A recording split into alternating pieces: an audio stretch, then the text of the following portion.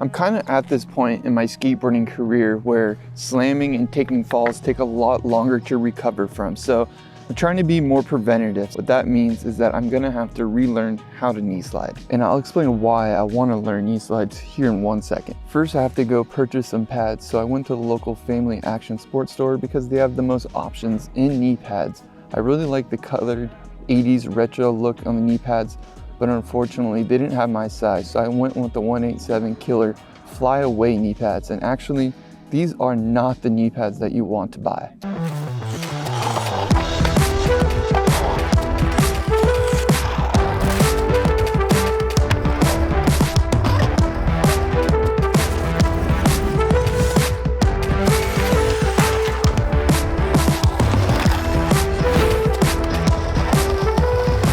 All right, so I went back to the shop and I got the right knee pads. And when I say the right knee pads, it's basically these pro knee pads. And the big difference here is that there's butterfly straps on the back of both sides. So I can put them straight onto my knees really quick. It takes less than like 20 seconds to put them on. I don't have to take my shoe off. I don't have to be wearing shorts to put them on.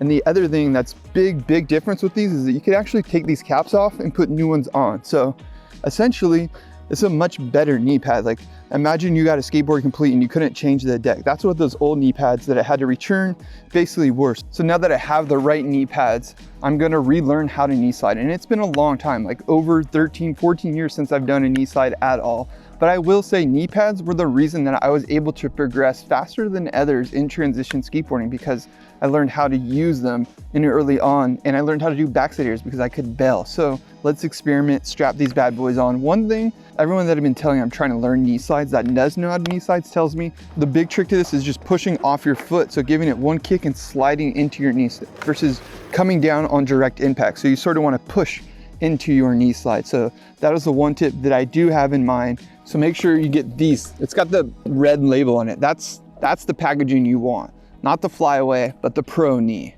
It's gonna save you money in the long run because you can replace the caps. I'm gonna try a couple of knee slides in what I think is the safest area of the skate park. I'm just gonna push into the waterfall and see if I can just get comfortable with this motion. One other thing that I did think was pretty smart, and I probably will do it in the future, is you actually tape up your shoes, because as you can see, I have been doing a couple of knee slides and my shoes are starting to get all these marks on the top. So that is one thing that I definitely am going to do in the future, is just kind of like tape up my laces essentially.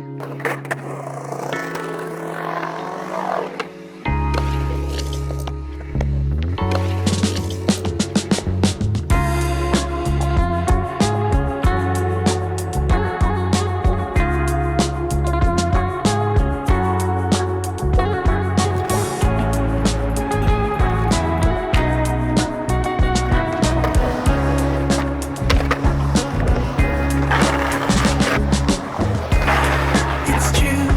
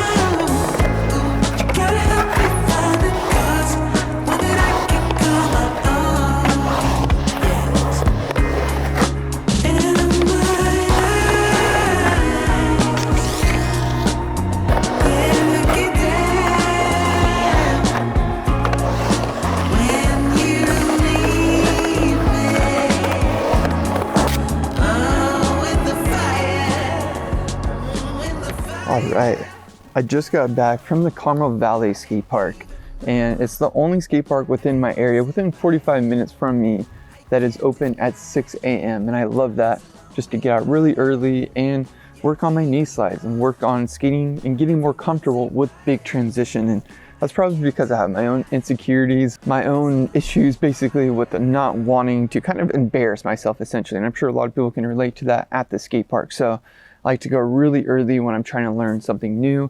And yeah, before we finish this video, I figured I'd talk a little bit about what I've learned so far in the past month of trying to learn knee slides and just get comfortable with big transition. One thing that I realized right away is that this knee slide technique is definitely not my first reflex. A lot of times I just want to run out. So over time, and now that I'm taking these knee pads out all the time, it's been about a month.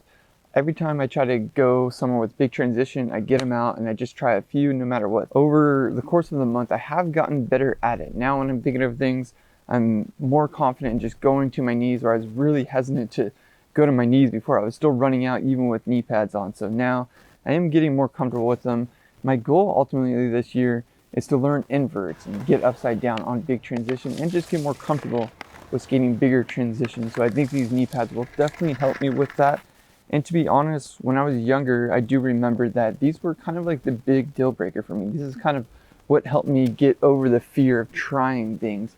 And obviously there's always that moment of trigger where you do have to kind of realize that the pads will enable you. So at one point or another, whether you need to take them off or kind of trick your mind, that is something that does happen. I've noticed I've kind of gotten into a routine with a couple different tricks, like the backsmith that I was trying, some other tricks that I didn't really land that I wanted to land for this video. I just kind of got stuck in this routine of just going to my knees and bailing. So the safety net is nice. However, I think that can be counterintuitive at a point or another, where you kind of just need to pull the trigger and try to go for the trick. Basically, what this all comes down to is just getting more comfortable and getting more acclimated to skating big transition. Knee pads are definitely not something that you can do to progress faster at street skating or flat ground or anything like that. It could be pretty counterintuitive, actually, not just because it's uncomfortable wearing them and trying to flick your board, but because it's direct impact. You know, when you're trying a flat ground trick or skating a rail or skating street for the most part, it's more about gravity coming down and hitting down, where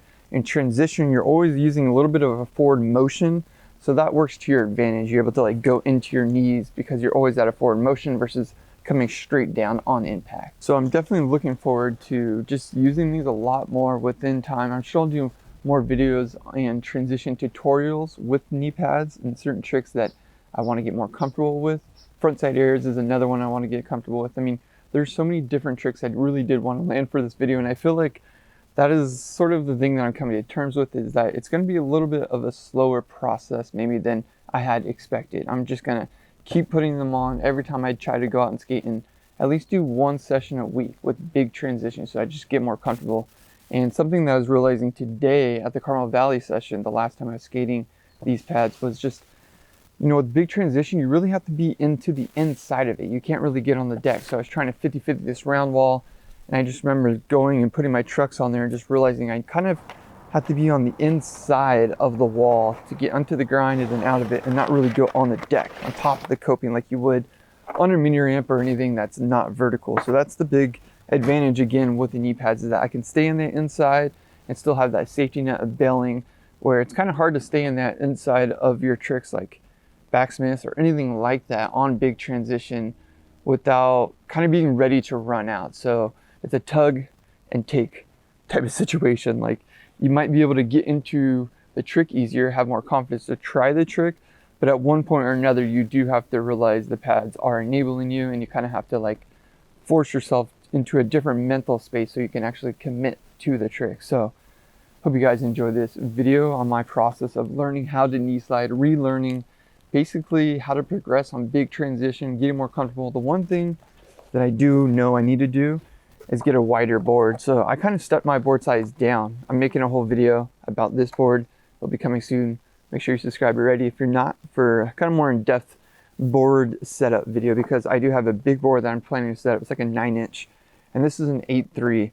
And the point that I'm addressing here is, earlier I did notice I was kind of getting wobbly, almost not really like speed wobbles, just like didn't have enough stability on my board when I was skating the big transition today, when I was going for some frontside grinds and things like that. So I'm definitely going to be setting up a much bigger board for big transition to sort of complement the knee pads and just get more comfortable with it. So yeah, smash that like button if you enjoy this video.